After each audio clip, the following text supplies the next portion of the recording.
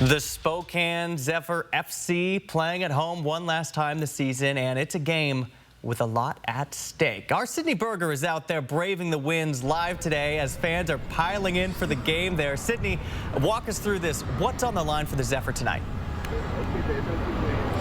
Yeah, Jordan, well, I just heard the national anthem finish up, so we know things are about to kick off there inside One Spokane Stadium, but the fans still kind of piling in, forming a line, a pretty long line. We know all of these fans want to get their last look at the Spokane Zephyr FC and their final home debut of the season. If they win tonight against Fort Lauderdale, they also win a trip to the USL Super League playoffs. Now, there are a couple of instances where the team can still get to the playoffs with a loss tonight. However, a win guarantees a spot above the playoff cut line.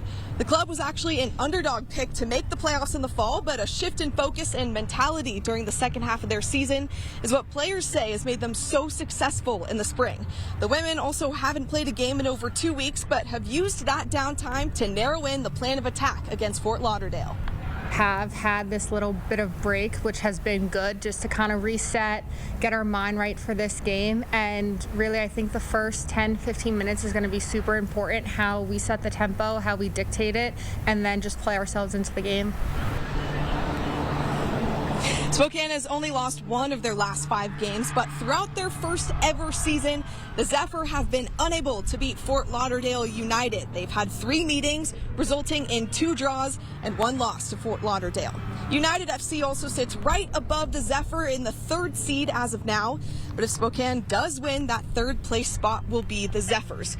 Again, Spokane can still find a spot in the playoffs if they lose, but that will all depend on how Dallas plays tonight. Now, what's cool about the USL is the Spokane Velocity, the men's professional team here, was able to get to the playoffs in their first ever season.